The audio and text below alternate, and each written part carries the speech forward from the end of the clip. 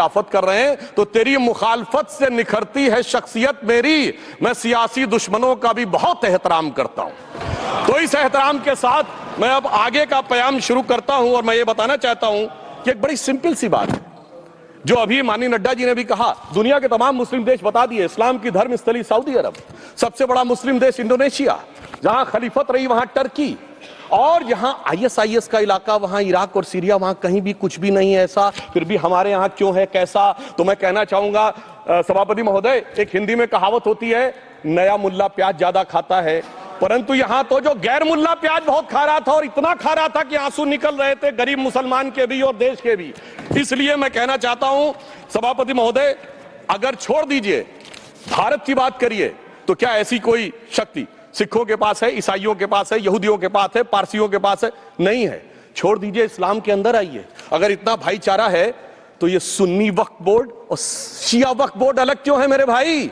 जमीन पे एक दूसरे पे एतबार नहीं है, सिर्फ सियासत के लिए साथ में आने की बात है। ये भी जरा सोचने की बात है। और जो अकलियतों में भी अकलियत है, आगा खानी है, बाकी है, जो बोहरा है, उनकी तो कोई गिनती नहीं है। हमारी सरकार ने पहली बार मुस्लिम समाज के अंदर भी ईमानदारी से सबको समान प्रतिनिधित्व देते हुए एक नई सुबह के नए वक्फ का आगाज किया है। इसके लिए मैं सरकार को बधाई देना चाहता हूं। और सिर्फ ऐसा ही नहीं है, मुस्लिम समाज के अनेक लोग इस प्रकार के नियमों से बहुत प्रभावित हुए और बहुत प्रताड़ित हुए, जिसके अनेक उदाहरण बहुत लोगों ने बताए होंगे। मोहम्मडन एजुकेशन सोसाइटी कोल्हापुर का केस है, ईदगाह मैदान हुबली का केस है, जिस पर सुप्रीम कोर्ट ने साफ साफ उसको हुबली धारवाड़ म्युनिसिपल कॉर्पोरेशन को वापस कर दिया। अनीसा अयासा वर्सेस तमिलनाडु वक्फ बोर्ड का केस है, तेलंगाना स्टेट वर्सेस मोहम्मद मुजफ्फर का केस है, हिमाचल प्रदेश वक्फ बोर्ड वर्सेस ख्वाजा खलीलुल्लाह का केस है, और सभापति महोदय ताजमहल पर भी दावा कर दिया गया। अब तो मैं पूछना चाहता हूं, और सुप्रीम कोर्ट ने अपने जजमेंट में कहा कि भाई शाहजहां के जमाने का लिखा फरमान लेके आइए, तब हम मानेंगे कि इस पे कोई दावा है या नहीं।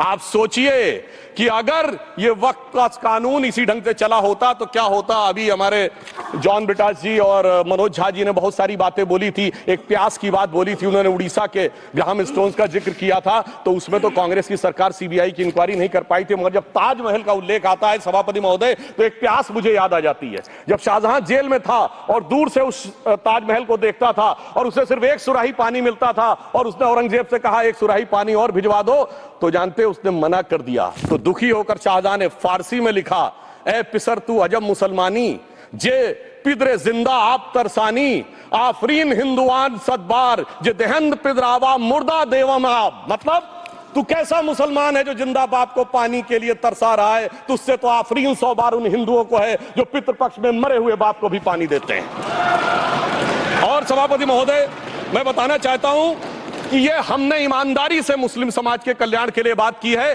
क्योंकि एक तरफ खड़ा हुआ है ईमानदार मुसलमान जो शराफत के साथ ईमान को गले से लगाए हुए हैं, और दूसरी तरफ कुछ चंद सरमाएदार हैं जो उस अमानत में खयानत करके शरारत के साथ उसके झंडा बरदार बनना चाहते हैं। तो ये मुकाबला किसके बीच में है? ये शराफत अली और शरारत खान के बीच में मुकाबला है। हमारी सरकार शराफत अली के साथ खड़ी है, हमारी गरीब मुस्लिम के साथ खड़ी है। ये गरीबों गुर्बत वाले गुर्बत अली और सरमाएदारे वाले गाजी खान के बीच का इलाका है। मगर मैं कहना चाहता हूं महोदय, एक बात मैं बहुत स्पष्ट रूप से कहना चाहूंगा, इन जरूरतमंद मुसलमानों की लड़ाई के लिए मैं कह सकता हूं कि ये गरीब मुसलमानों के दिल की कसक और कट्टरपंथी वोट के ठेकेदारों के मन की ठसक के बीच में हमारी सरकार ने उस कसक का साथ दिया है, जिसके लिए मैं मानता हूं गरीब और पसमानदा मुसलमान निश्चित रूप से उनका आभारी होगा। हाँ, मगर जब इसकी बात आती तो भी माननीय खड़गे जी भी बोल रहे थे, माननीय संजय सिंह जी भी बोल रहे थे, मनोज झा जी भी बोल रहे थे कि साहब आपके यहाँ वो कितने पुजारी हैं और कितने किस वर्ग के पुजारी हैं। तो मैं उनको बताना चाहता हूं, केवल अकेले जूना अखाड़े ने पिछले साल 71 SC ST लोगों को महामंडलेश्वर बनाया है। अरे आपको हमारे सदन में बैठे हुए बाल योगी उमेश नाथ जी नहीं दिखते? वैसे तो कहा जाता है जात ना पूछो साधु की, मगर मैं बताना चाहता हूं विश्व हिंदू परिषद के 50,000 से अधिक पुजारी ट्राइबल्स में जो शेड्यूल कास्ट है जो काम कर रहे हैं। मगर मैं हद अदब से पूछना चाहता हूं, बताइए मुल्ला मौलवी मुफ्ती मुकर्रम बारी हाफिज में से कितने पसमंदा हैं? उसमें कितने जुलाहा अंसारी खोसी बताइए मिरासी कितने हैं? बाकी छोड़िए, पसंदला बोर्ड में है क्या? अरे वक्फ बोर्ड में है क्या? इसीलिए मैं कहता हूं खुद मियां फजीहत दूसरों को नसीहत। अगर ईमानदारी से बात करनी है तो उस पर आगे। मगर मैं एक बात और कहना चाहूंगा कि हमारी जो सरकार ने नाम दिया है इसको, उम्मीद नाम दिया है। और ये उम्मीद है किसके लिए? उस ईमानदार मुसलमान के लिए और देश के हर खास व आम के लिए ये उम्मीद है। मगर सभापति महोदय, कुछ लोग वो हैं जो उम्मा का ख्वाब पाले हुए थे। उम्मा शायद हमारे बहुत से लोग समझते हो ना समझते हो, पूरी एक एंटायर जो इस्लामिक खलीफत और राज होता है उसको उम्मा कहते हैं। उम्मीद वालों को तो उम्मीद की नई रोशनी दिख रही है, उम्मा वालों की उम्मीद पे पानी फिर रहा है। तो ये उम्मीद और उम्मा के बीच का भी मामला है। परंतु मैं ये भी कहना चाहूंगा सभापति महोदय, इसके बाद सिर्फ ऐसा ही नहीं था।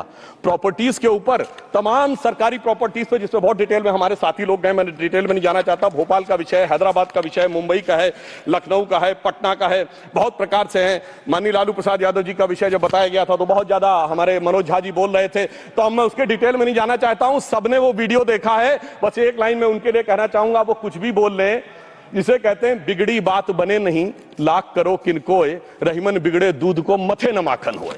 अब जो बोलना था वो बोल चुके, सबके सामने वो आ चुका। अब एक बात और है, दूसरे धर्म स्थलों के बारे में विषय आता है, तो मैं याद दिलाना चाहता हूं, केरला के कैथोलिक चर्च ने 31 मार्च 2025 को जो लिखा, सिर्फ उसकी लास्ट की 2 लाइन बोलना चाहता हूं। We request the central government to get the amendment bill passed as early as possible so that the tears of thousands of suffering people in the place like Munambam can be wiped out only by a legal amendment that can provide a permanent solution to their suffering.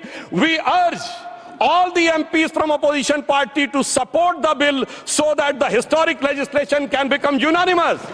मगर सभापति महोदय, ये अल्पसंख्यकों की बात करने वाले जब अल्पसंख्यक की बात आती तराजू पे तौलते हैं, किसका वेट ज्यादा है, किसकी धमक ज्यादा है, किसकी खनक ज्यादा है, फिर तय करते हैं कि माइनॉरिटी के साथ आना है, किस माइनॉरिटी के साथ नहीं आना है। और मैं एक और बात कहना चाहता हूं, तमिलनाडु के तिरुचेरी मंदिर की बात आई, यमुनानगर में गुरुद्वारे की बात आई, केरल में क्रिश्चियन कम्युनिटी की जमीन की बात आई। बहुत सारे लोग प्लेसेस ऑफ वर्शिप के एक्ट की बात करते हैं, तो as per places of worship act Tamil Nadu का मंदिर का तो स्टेटस नहीं चेंज हो सकता भाई। 15 अगस्त 47 के बाद किसी प्लेस ऑफ वर्शिप का स्टेटस नहीं चेंज हो सकता, तो वक्फ बोर्ड को क्लेम फॉरफीट कर देना चाहिए, because it is in contrast to the places of worship act. परंतु अब सुनिए, यही गुरुद्वारे के बारे में भी होना चाहिए। मगर सभापति महोदय, चाहे वक्फ बोर्ड का एक्ट हो, चाहे प्लेसेस ऑफ वर्शिप एक्ट हो, एक ही को फायदा होना है, जिसे कहावत में कहते हैं, खरबूजा छुरी पर गिरे या छुरी खरबूजे पे गिरे, आखिर में कटना भगवे रंग के खरबूजे को ही होता है। अब मैं यह भी बताना चाहता हूं कि इन संपत्तियों के द्वारा जो कुछ हुआ, उन्होंने इतनी चीजों को लिया है, इतनी चीजों को लिया है। एक पुराना उर्दू का शेर है कि मिटे नामियों के निशान कैसे कैसे, और ये जमीन खा गई आसमां कैसे कैसे।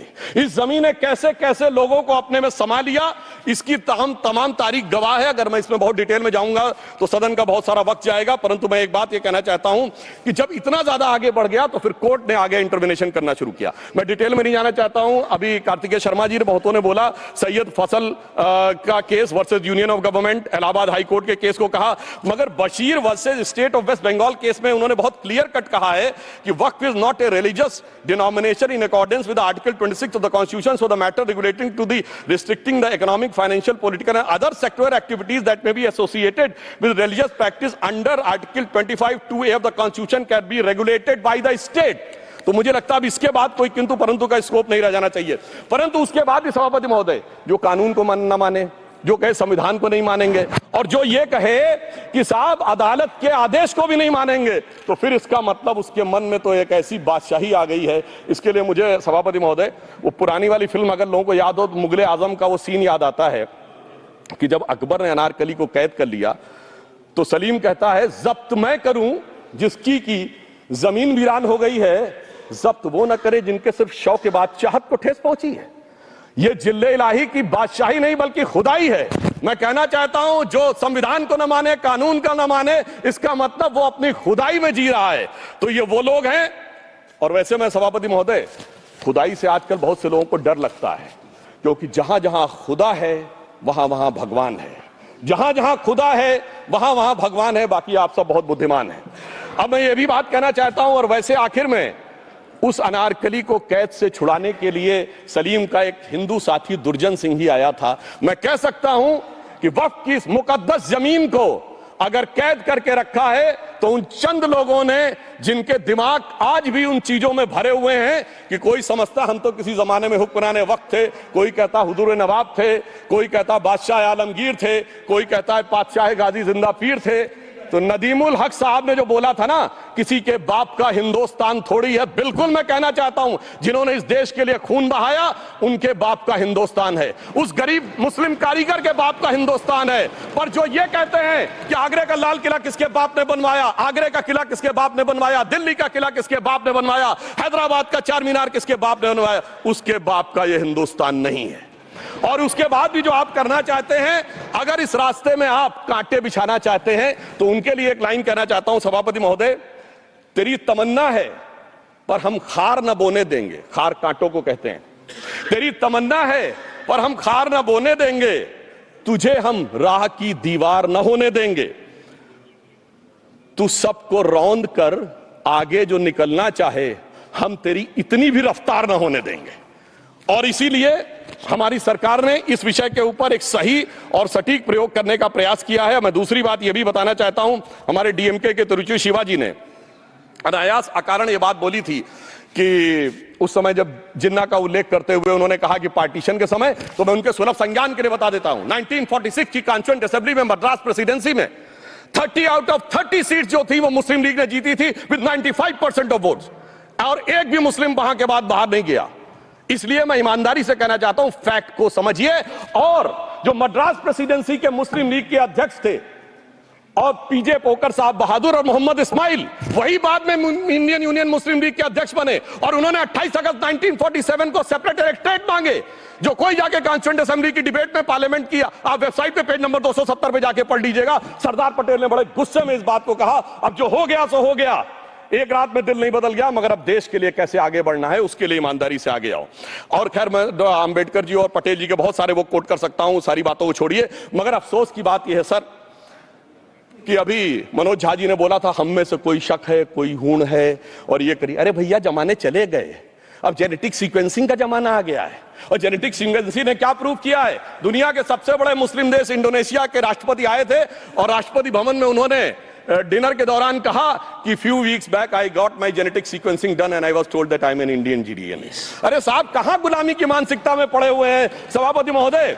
और यहां गुलामी की मानसिकता इस कदर पैबस्त है लोगों के दिमागों में, किसी सदन के एक सदस्य यहां विराजमान है, वो उस समय महाराणा सांगा का उल्लेख कर दिए। मैं ईमानदारी से कहता हूं एक भी इंडियन सोर्स में इसका उल्लेख नहीं है, सारे के सारे फॉरेनर्स और लुटेरों के सोर्स में उल्लेख है। इसीलिए मैं कहता हूं ये गुलामी के जिन्होंने गुलाम बनाया उनके सोर्सेस पे यकीन ना करिए। और वैसे थोड़ा सा आउट ऑफ कॉन्टेक्स्ट हो तो ये भी बोल दूं, हमारे सदन के बहुत सदस्यों को नहीं पता होगा, अलेक्जेंडर के आक्रमण का किसी भारतीय सोर्स में कोई उल्लेख नहीं है, पोरस नाम के किसी राजा का उल्लेख नहीं है, सिर्फ और सिर्फ ग्रीक में है। इसलिए गुलामी की मानसिकता से बाहर निकलिए, तब इन चीजों को आप सही ढंग से समझने में सफल होंगे। मेरा अब यह भी अनुरोध अपने सदस्यों के साथ है।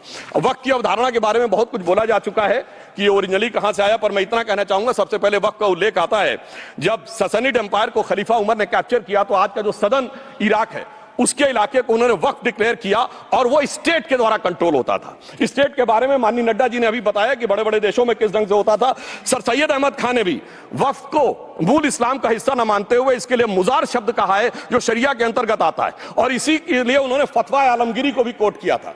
और इसीलिए 1894 की जो प्रिवी काउंसिल का जजमेंट जो आया था वो वक्फ अल औलाद के खिलाफ आया था। मगर सभापति महोदय 1906 में कलकत्ता कांग्रेस अधिवेशन में कांग्रेस ने प्रस्ताव पारित किया कि प्रिवी काउंसिल के जजमेंट में कुछ गलती है, इसे बदलना चाहिए, क्योंकि 1904 में जिन्ना कांग्रेस को ज्वाइन कर चुके थे।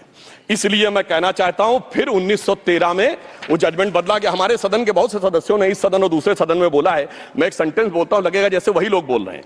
वर्ड ये है, कोट है, since the bill was introduced to administer the Muslim law for Mussalmans, so the question of public policy does not arise. लगता है जैसे हमारे कोई सदस्य बोल रहा हूं। सर ये मोहम्मद अली जिन्ना ने अप्रैल 1913 में ही is use this word while moving the report of the select committee to the imperial legislative council. Sir 1913 से 2013 तक भाषा ही नहीं बदली, और आज भी भाषा नहीं बदल रही है। हमें ईमानदारी से, और उस समय यूपी और बंगाल ने उसका विरोध किया था, आज यूपी और बंगाल के लोग किस तरीके से साथ में हैं वो पूरी तरीके से दिखाई पड़ता है। इसलिए हम ये कहना चाहते हैं, हाँ एक प्रश्न बहुत उठाया जाता है कि केवल मुस्लिम ही वक्फ को क्यों दान दे सकता, ऐसा वक्फ बोर्ड में क्यों संशोधन किया गया। मैं ईमानदारी से कहना चाहता हूं, ऐसा नहीं कि मैं इस्लामिक मामलों का बहुत बड़ा आलिम फाजिल जानकार हूं, मगर इस्लाम में बहुत साफ मान्यता है कि जो गैर मुस्लिम है उसकी इबादत अल्लाह कबूल नहीं कर सकते, उसकी दुआ कबूल नहीं होगी तो दान कैसे कबूल होगा। साहब हम इस्लामिक भावना का सम्मान कर रहे हैं। हमारे अल्पसंख्यक मंत्री गए थे तो वो मदीना में एक डेफिनेट लेवल तक जा सकते, उसके आगे नहीं जा सकते। अगर इबादत की इजाजत नहीं है तो साथ जायदाद की इजाजत कैसे हो सकती है। मुस्लिम भावना का सम्मान है, और अगर है तो कोई मुल्ला मौलवी मुफ्ती मुकर्रम बारी आज आके बता दे कि कबूल हो सकती है दुआ, तो हम दान भी कबूल करने के लिए तैयार हैं। और तो और छोड़िए साहब, जब आप कहते हैं कि हर चीज हलाल होनी चाहिए, तो साहब हलाल करने की प्रक्रिया नहीं, हलाल करने वाला भी मुस्लिम होना चाहिए, तब वो हलाल होता था।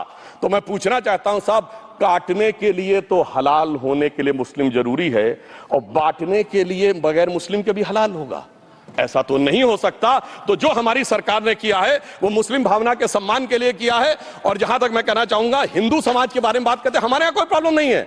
हमारे यहां कोई ऐसा नहीं कि हज पे कोई गैर मुस्लिम नहीं जा सकता। हमारे देखिए कुंभ में 50 लाख विदेशी आए थे और किसी से नहीं कहा या कन्वर्ट हो जाओ।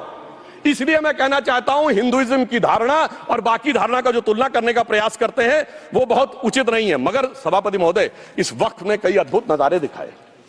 इस्लाम में जो काफिर से ज्यादा मुशरिक और शिर्क को बुरा माना गया, नहीं जो भगवान को माने ही नहीं। यहां देखिए वो लेफ्ट के लोग जो कहते धर्म एक अफीम है, वो आज खुदाई खिदमतगार बन के खड़े हो गए। सोचिए कैसा बदलाव आया है। और सर मुझे एक और चीज नजर आती है, एक पुराना गीत था, वक्त ने किया क्या हसी सितम। तो आज मैं कहना चाहूंगा, वक्त ने किया क्या हसी सितम कि मुस्लिम लीग और शिवसेना मिलके हो गए हम। और मैं कहना चाहता हूं, ये मुस्लिम लीग वो है जिसने सेपरेट इलेक्टोरेट की मांग की थी, और इस शिवसेना के उबाटा के हमारे इस सदन के एक सदस्य हैं। और सर हमारे साथ मुरली जी बैठे हैं, मुरली देवड़ा जी ने मुझे याद दिलाया, उन्होंने मिलिंद देवड़ा जी ने याद दिलाया, उन्होंने कहा एक जमाने में उन्होंने कहा था मुस्लिमों की नागरिकता छीन लेनी चाहिए। इसीलिए मैं कह रहा हूं, वक्त ने किया क्या हसी सितम, ये दोनों मिलके हो गए हम। और सर मैं इसके बाद एक टेक्निकल बात करना चाहता हूं। जब इन्होंने टाइम ड्यूरेशन हटा दिया था और बैक में पीछे जा सकते थे, तो मैं पूछना चाहता हूं सर कि जब ब्रिटिश हुकूमत आई तो उसने तो मुगलों सारी हुकूमत ले ली थी, तो उनका मालिकाना हक कैसे हुआ। सर 1707 के बाद तो इस्लामी हुकूमत दिल्ली से खत्म हो गई थी। एक आखिरी मुगल बादशाह शाह आलम के लिए तो बोला जाता था सल्तनते शाह आलम दे लाल किले ते पालम, यानी आज का IGI एयरपोर्ट। तो साहब उसके बाद ये गुजरात के सूरत से लेकर लखनऊ तक उनका मालिकाना हक निकलने कहां से लगा।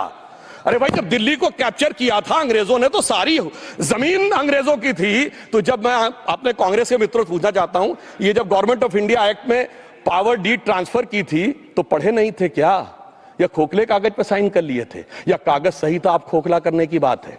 मैं पूछना चाहता हूं, जब 250 साल तक वो हुकूमत ही नहीं रही तो उस हुकूमत के फरमान की लेजिटिमेसी कैसे हो सकती है। ये मैं कानूनविदों के लिए भी एक फूड फॉर थॉट रखने की बात करता हूं। और दूसरी बात मैं कहना चाहता हूं, ये किन हुकूमतों की बात कर रहे हैं सभापति महोदय। अगर सूरत नगर निगम पे दावा है मुगल के जमाने का और तमिलनाडु के मंदिर पर अरकाट के नवाब का, सभापति महोदय ये वो हुकूमतें थी जो जजिया लगाती थी, ये वो हुकूमतें थी जो जिम्मी का कॉन्सेप्ट रखती थी, ये वो हुकूमतें थी जो गाजी की बात करती थी।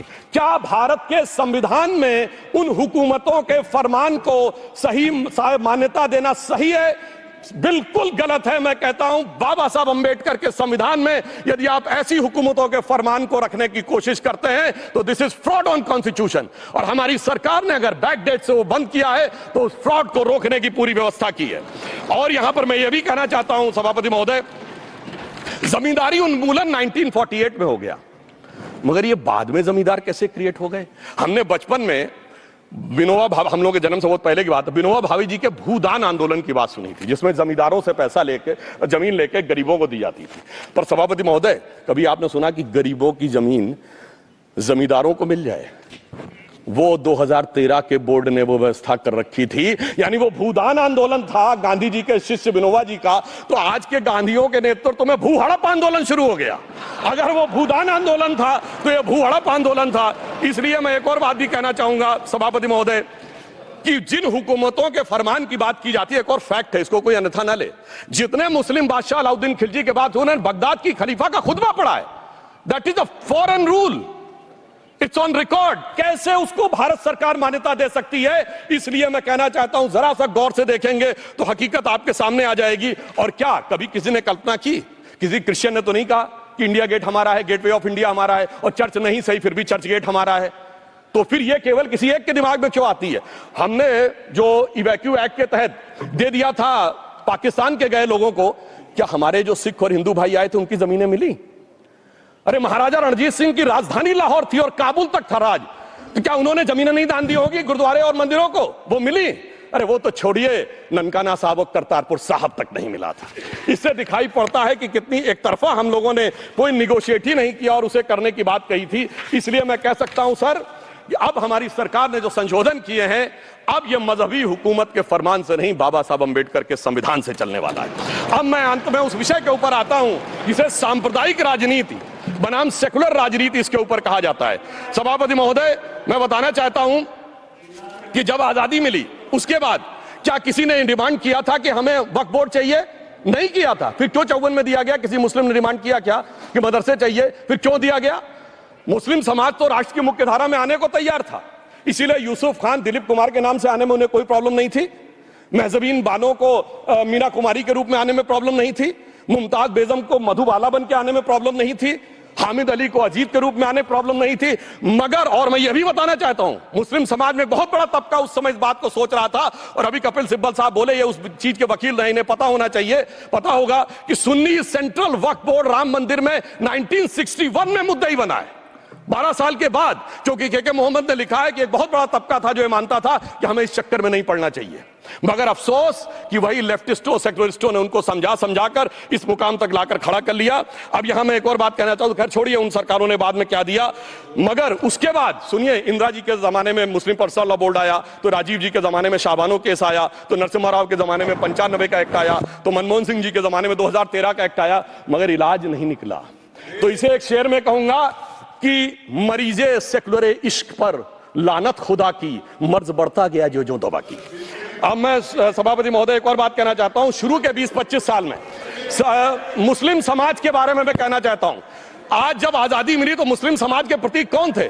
उस्ताद बिस्मिल्लाह खां, उस्ताद फरीदुद्दीन डागर, उस्ताद बड़े गुलाम अली, उस्ताद जाकिर हुसैन, जिनकी अभी कुछ दिन पहले डेथ हुई, बड़े बड़े नगमा निवार, हसरत जयपुरी, मजरूर सुल्तानपुरी, साहिर लुधियानवी, कैफी आजमी, जोश मलियाबादी, जिगर मुरादाबादी। अब सर क्या हो गया?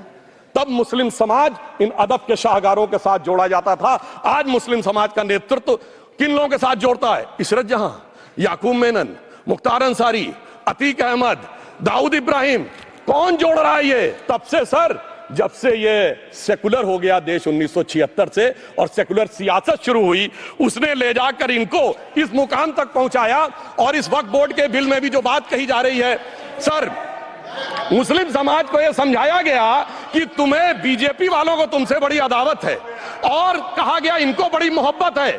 जब यह देश आजाद हुआ, मैं उत्तर प्रदेश का रहने वाला हूं, उत्तर प्रदेश में 1931 की सेंसस में 8% रेट ऑफ लिटरेसी थी और सैयद मुसलमानों में 24% थी। यूपी की ब्यूरोक्रेसी में 20% थे। आज कहां चले गए सब? मैं एक लाइन में कहना चाहूंगा, ये अदावत और मोहब्बत की सियासत में ऐसे फंसे कि किसी को किसी की मोहब्बत ने मारा, किसी को किसी की अदावत ने मारा, मगर इस शराफत अली को सेकुलर सियासत ने मारा। और मैं सभापति महोदय एक और बात कहना चाहता हूं कि चलिए बोलिए। Fauzia Khan, please one second, mic is there. Yes, ये बोल रहे हैं मुस्लिम समाज आज का इशरत जहां और फलाना टेररिस्ट के साथ नाम जोड़ रहे हैं। ये बिल्कुल आरोप है सर, इसको एक्सपंज करना चाहिए। ये समाज के साथ अन्याय है।